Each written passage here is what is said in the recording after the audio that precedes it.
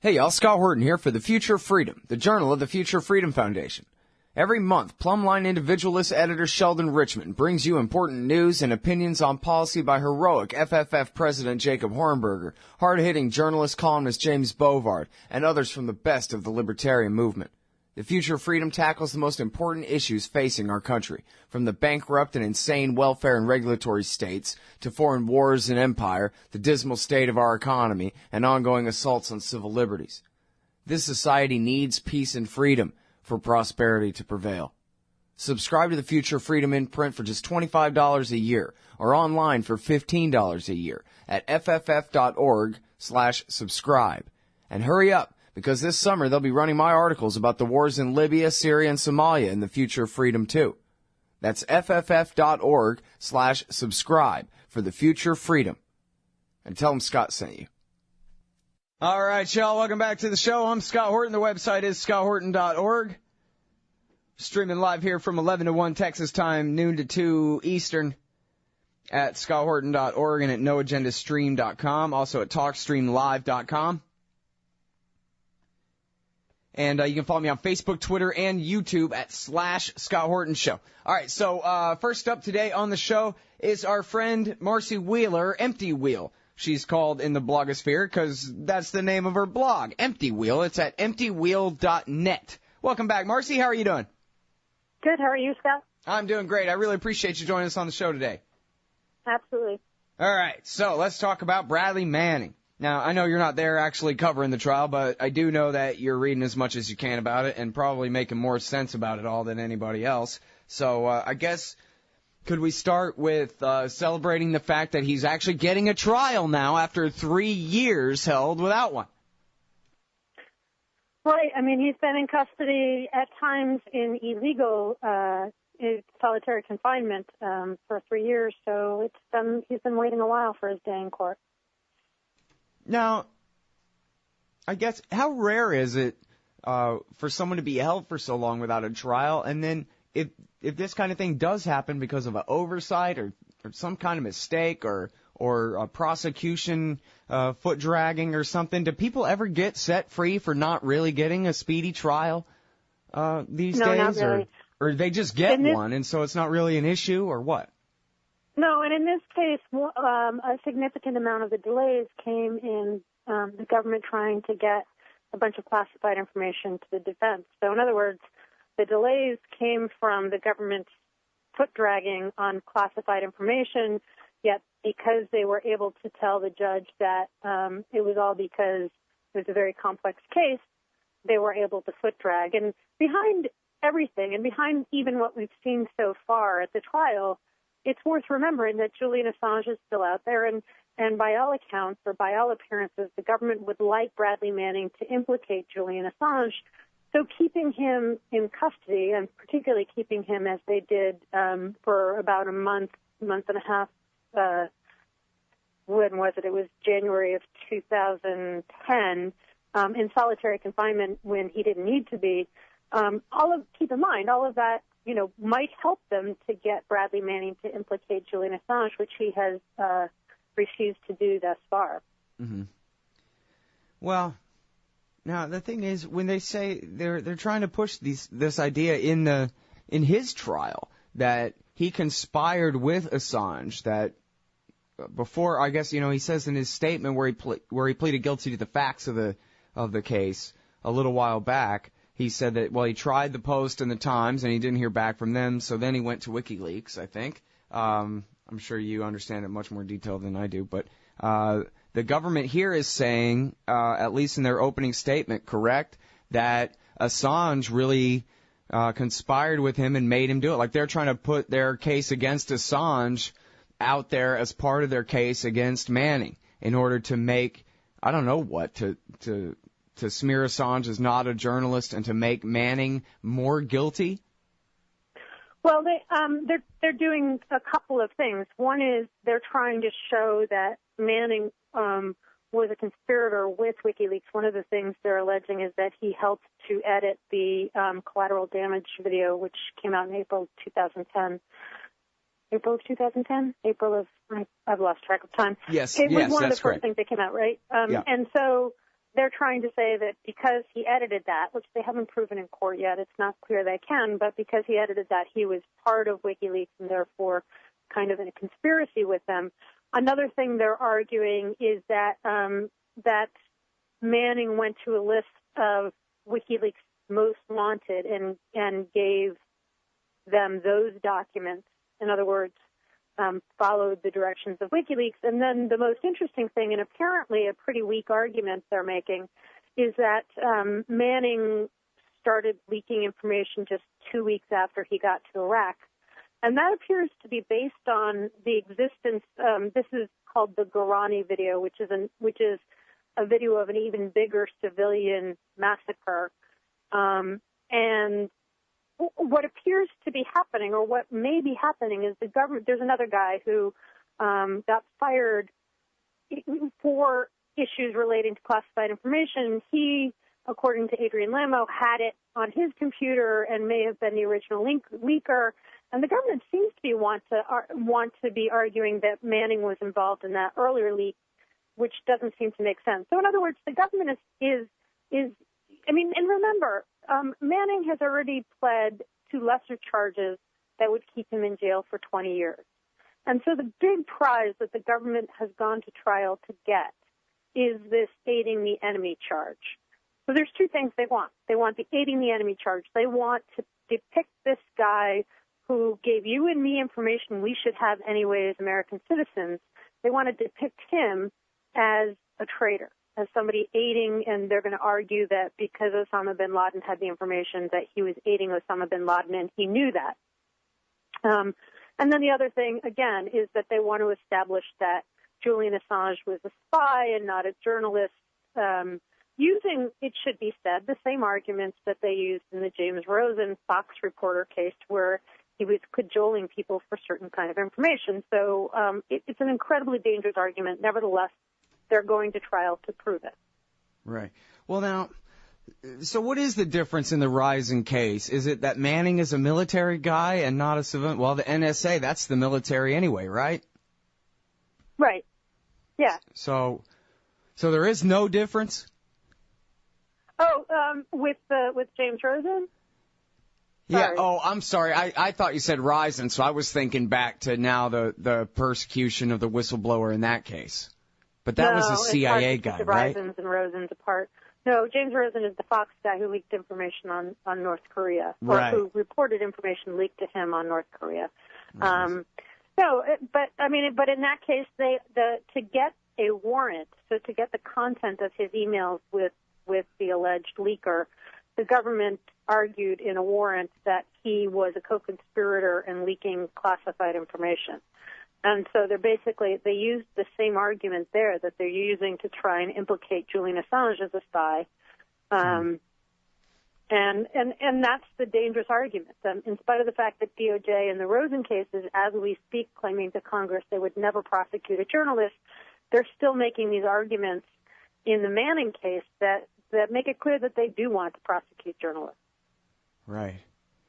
Well, now, I guess we should always use Bob Woodward as the standard, right? Because he's the mouth of Sauron. He's the guy that brings us everything official from, whatever administration. If it's the Democrats in power, he says exactly what they want us to know. If it's the Republicans in power, he writes exactly what they want us to know. And he publishes all kinds of officially leaked, yet not declassified by the officials type data. So I guess that's really where we gotta, use him as kind of the benchmark for what he's allowed to get away with and other journalists are not, even though the only real difference is he's dealing in official leaks and they're dealing in unofficial ones, which are not different under the law, only politically, right?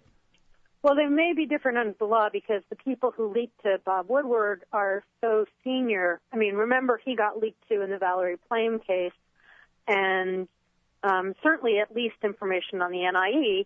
And regarding that particular information, Dick Cheney basically told Spooner Libby that he basically insta-declassified it. And so I think the government would insist that everything they say to Bob Woodward is insta-declassified and therefore legal. But with regards to the aiding the enemy case, Osama bin Laden actually went after Woodward's books, and wouldn't you too? Because they include very detailed information. One of the details that Woodward purportedly broke, it was in public court documents, kind of in classified form. Before that was that the CIA is training a special forces in Afghanistan that works in the borderlands of Afghanistan and Pakistan. Highly classified CIA program, covered under all sorts of, secret rules. And Osama bin Laden got that from Bob Woodward's book, and yet the people who leaked to Bob Woodward that information are not being tried in the way Bradley Manning is. And significantly, and I think this detail just came out today, one of the things that was made clear today is that some of the documents Osama bin Laden allegedly got via WikiLeaks were these Afghan cables, these Afghan, they're not cables exactly, but they're daily reports of events in the field that actually get pretty old pretty quickly, so they're not all that sensitive. But more importantly, in today's testimony, it became clear that actual sources, the people that you need to protect the identities of, people who are considered credible and reliable, those are protected. They're only referred to by number. And so whereas Bob Woodward leaked highly classified, highly compartmented information, it was leaked via Bob Woodward to Osama bin Laden. What we're talking about in Bradley Manning's case is he was leaked dated information that remained coded when Osama bin Laden got it. That's the difference. Yeah. Well, Obama even said, an activist asked him, well, what about Daniel Ellsberg, right, trying to trick him into being a Democrat and condemning Ellsberg, right, who every Democrat wants to put on Mount Rushmore for helping to end the Vietnam War or whatever. And Obama's response was, well, those were classified differently. Yeah, differently. Top secret. This stuff was just regular secret and confidential. What a joke. Yeah, there's no way you can credibly argue that what Ellsberg leaked was less damaging if you buy the classification standards than what. I think one of the things I find most interesting about the State Department cables is reading between State Department skepticism. So, there are a couple of times when the State Department will say something and it's clear they're not read into the big secrets, and they go, yeah, this is clearly bullshit. And that's when the State Department doesn't deal as often in those top secrets that Woodward gets leaked, that Ellsberg leaked, and Manning, there are two main levels of networks. So there's the SIPRNet, which is what he was alleged to have leaked from, and there's JWICS, which is a much higher level of classification, and he will testify, or his defense will testify over the course of this trial, that he purposely didn't touch anything from JWICS, which are the same kinds of secrets that Ellsberg leaked, because he didn't want to do that kind of damage. He leaked the lower classification stuff that should in no way be that damaging. Right. Yeah, he explained that in his testimony, right, that he was very careful about what he leaked and didn't for just those reasons. He did not that he didn't want to be accused of compromising sources and methods. He did not want to compromise sources and methods. He did not want anyone to get hurt by this. He only was trying to help. Right. And so he was careful in the first place to leak it that way. Right, exactly. Which explains why no one was hurt, because he was really careful about what he did. Yeah, I think I did a post some time ago. One of the last arguments that they argued pre-trial was who and how many of the government's witnesses can testify in classified form. And they're going to have, for example, one of the Osama bin Laden SEALs testify completely in classified form. They're going to have a CIA guy whose name has already been published testify entirely in secret. But one of the more interesting people they're going to have testify is the guy who was ambassador to Yemen in 2009-2010,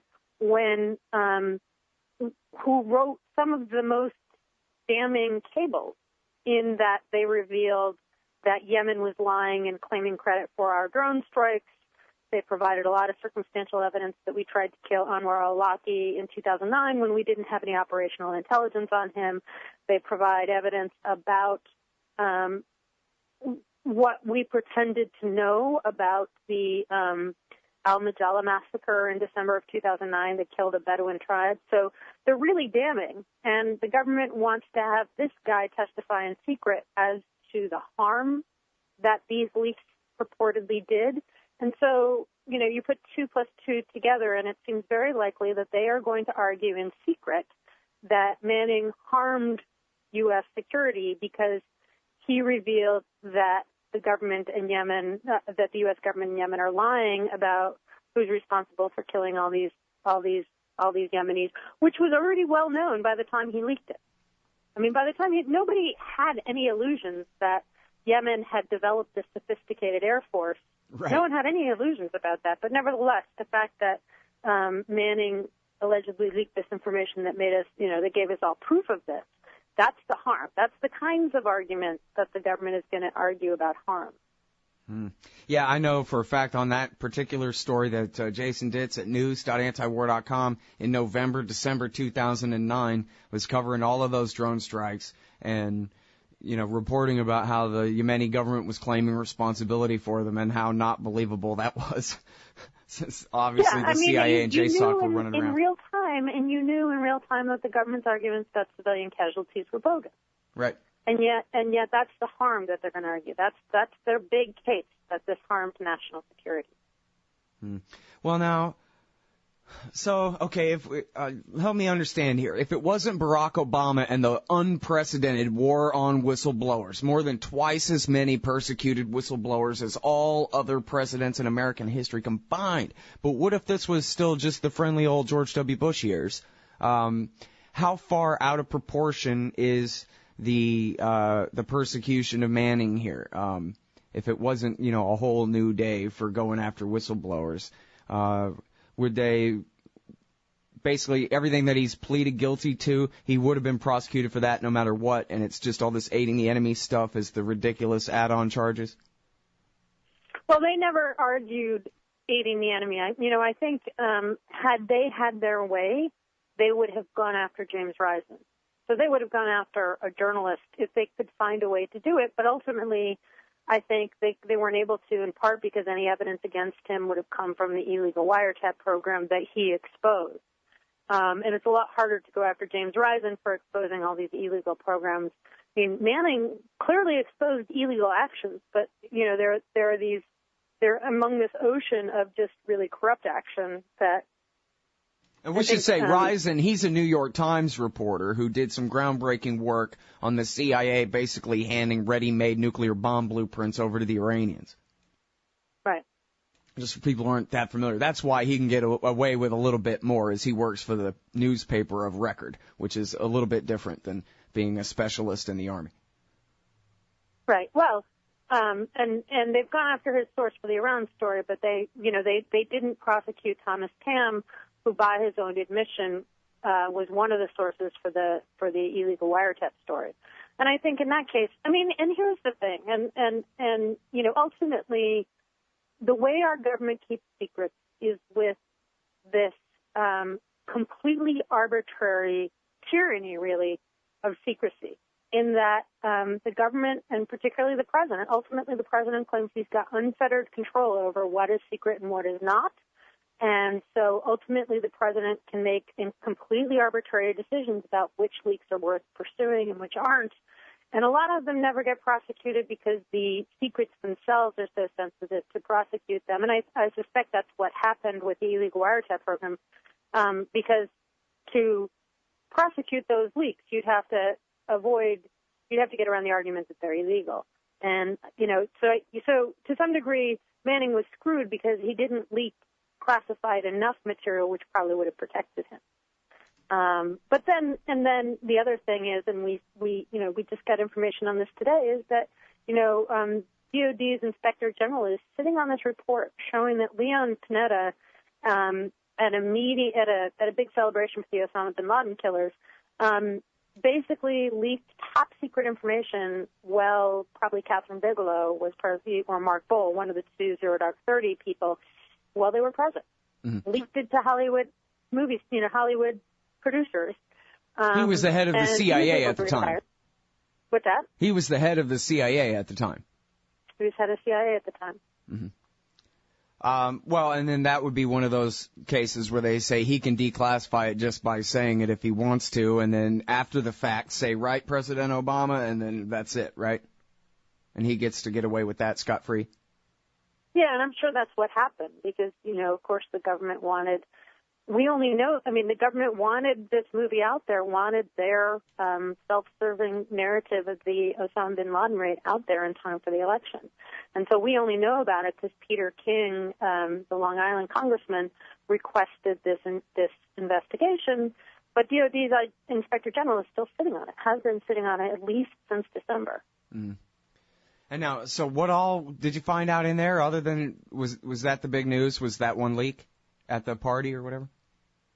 Yeah, that's the big news. Top secret information Panetta made available to, again, it's not clear whether it's Bigelow or Bowles. But, that plus the fact that DOD's IG has been sitting on this. Mm-hmm. Well, now, so what about the future of reporting here? Because I hear a lot of talk about a chilling effect, and government sources are a lot more afraid than before. I don't think they ever used to have impunity in or out of the military to tell anything, unauthorized leaks, to speak in an unauthorized way to reporters. But somehow they got away with it a lot easier before than nowadays. And now journalism has been changed, lately. Even people talk about even just in the Obama years, much less the Bush years. Yeah, I think that, at least in my opinion, a lot of people who used to be very good journalists are telling a lot more stories that don't even include the obvious counter narrative. And I don't know, none of them will admit to it. None of them. Oh yeah, isn't that nice? Check. Well, sorry, Marcy. Well, technology got the best of us on that one, but that was the great Marcy Wheeler from EmptyWheel.net.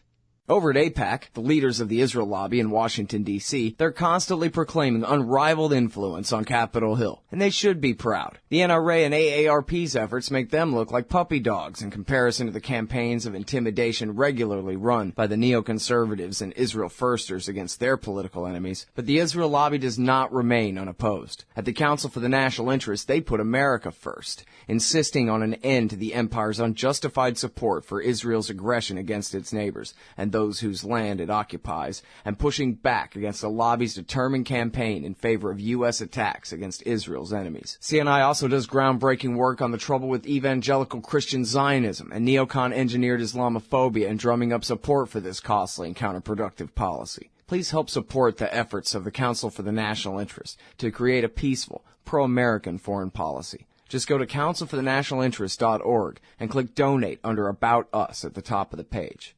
And thanks. Hey y'all, Scott Horton here for WallStreetWindow.com. Mike Swanson is a successful former hedge fund manager whose site is unique on the web. Subscribers are allowed a window into Mike's very real main account and receive announcements and explanations for all his market moves. The Federal Reserve has been inflating the money supply to finance the bank bailouts and terror war overseas. So Mike's betting on commodities, mining stocks, European markets, and other hedges against our depreciating dollar. Play along on paper or with real money, and then be your own judge of Mike's investment strategies. See what happens at WallStreetWindow.com. Admit it, our public debate has been reduced to reading each other's bumper stickers. Scott Horton here for LibertyStickers.com. I made up most of them, and most of those when I was mad as hell about something. So if you hate war, empire, central banking, cops, Republicans, Democrats, gun grabbers, and status of all stripes, go to LibertyStickers.com, and there's a good chance you'll find just what you need for the back of your truck. Own a bookstore? Sell guns at the show? Get the wholesaler's deal. Buy any 100 stickers and they drop down in price to $1 a piece. You can spread the contempt and make a little money too. That's LibertyStickers.com. Everyone else's stickers suck. So you're a libertarian, and you don't believe the propaganda about government awesomeness you were subjected to in 4th grade. You want real history and economics. Well, learn in your car from professors you can trust with Tom Woods' Liberty Classroom. And if you join through the Liberty Classroom link at scotthorton.org, we'll make a donation to support The Scott Horton Show. Liberty Classroom, the history and economics they didn't teach you. Oh, man, I'm late. Sure hope I can make my flight. Stand there. Me? I am standing here. Come here. Okay. Hands up, turn around. Whoa, easy. Into the scanner. Ooh, what's this in your pants? Hey, slow down. It's just my... Hold it right there. Your wallet has tripped the metal detector. What's this? The Bill of Rights? That's right. It's just a harmless stainless steel business card-sized copy of the Bill of Rights from securityedition.com. There for exposing the TSA as a bunch of liberty-destroying goons who've never protected anyone from anything. Sir, now give me back my wallet and get out of my way. Got a plane to catch. Have a nice day. Play a leading role in the security theater with the Bill of Rights Security Edition from securityedition.com. It's the size of a business card, so it fits right in your wallet, and it's guaranteed to trip the metal detectors wherever the police state goes. That's securityedition.com. And don't forget their great Fourth Amendment socks. Hey guys, I got his laptop.